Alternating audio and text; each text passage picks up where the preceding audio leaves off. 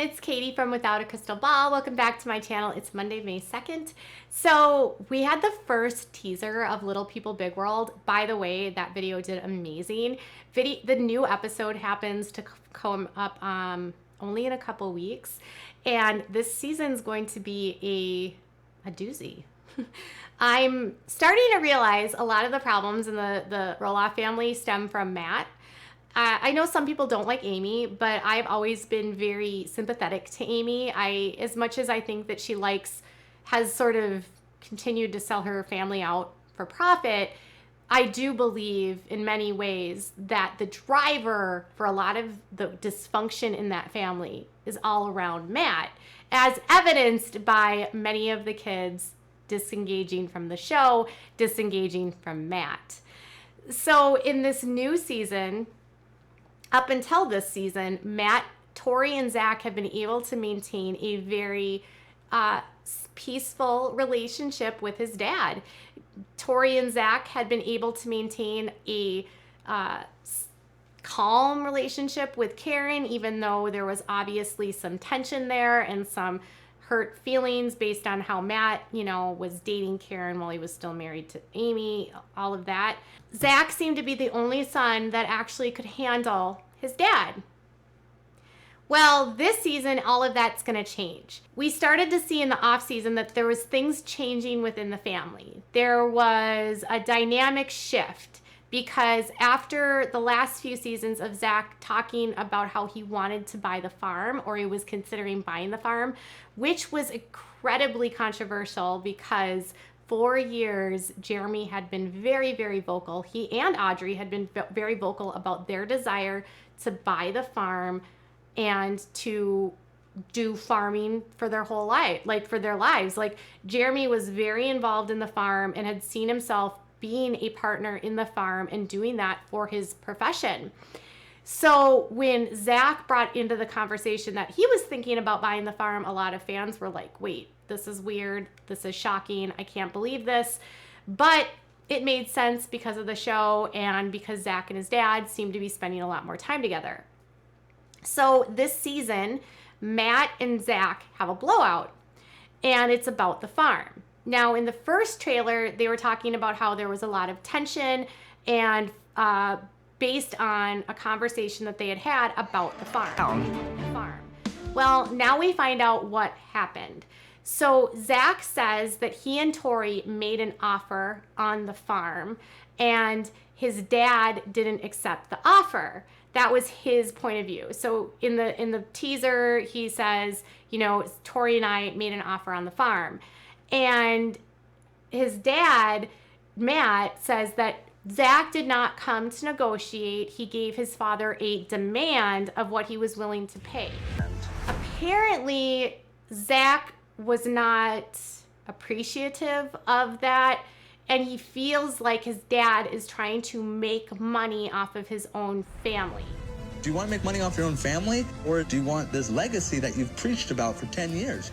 So he's speaking to his mom, and he says, do you want to make money off your own family, or do you want this legacy that you've preached about for 10 years? 10 years. It doesn't surprise me that they're having a falling out. We got to break this cycle. Things have changed. Things aren't going back.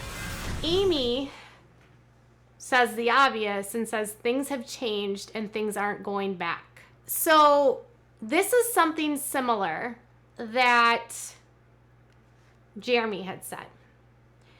When he and Audrey wanted to buy the farm, they were fully intending to purchase the farm. But it sounded like Matt wanted a lot more money for that north side of the farm than they could actually come up with to pay for.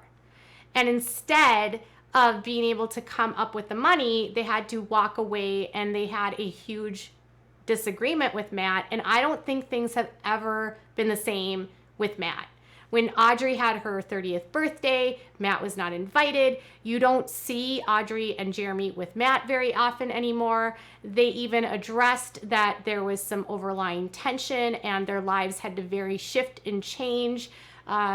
Jeremy made the comment that when he made an offer on the farm, there were strings attached to it that he wasn't aware of. And that he also didn't have all of the money that they needed to come up with to buy the farm. Now, if you're the father of your sons and you know that your sons want to buy the farm, why wouldn't you do something like a payment agreement or inheritance or like a lowball?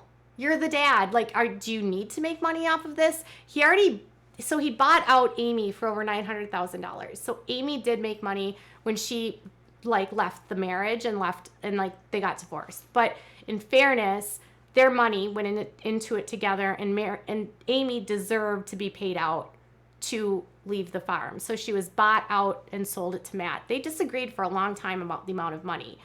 So she was paid out almost $1 million when she left that farm. Now, if you think about it in this way, Matt was probably expecting $1 million or damn near close to $1 million for the farm. Matt probably didn't want a partner. He probably wanted someone that would go in with their own money. Maybe Matt's not viewing this as an inheritance because maybe Matt is like, well, I'm just going to sell off the property and it's my money. Matt is at a crossroads where he either wants to profit off of this farm, but he wants it to be a legacy. And I can totally understand where Zach's frustration would come in. But I will say this. No child is actually deserving of a piece of property, and nobody's entitled to a property. So, for instance, my parents own a home. At no time in my life have I ever expected that my parents' home would be my home, and I never expected that I would be able to like live in my parents' home or have my parents' home for no money if I was going to buy it and use it. If it's inheritance, that would happen after you pass away. So you would pass down the farm as inheritance. So does he want to use this as inheritance and say, this is going to be our legacy and I'm going to pass the farm down to you, which then might have made the kids feel like, oh, well, this is part of our inheritance, so I probably don't have to come up with as much money because Dad said that he was going to pass this down so that it would be our Roloff legacy and it would stay within the Roloff family.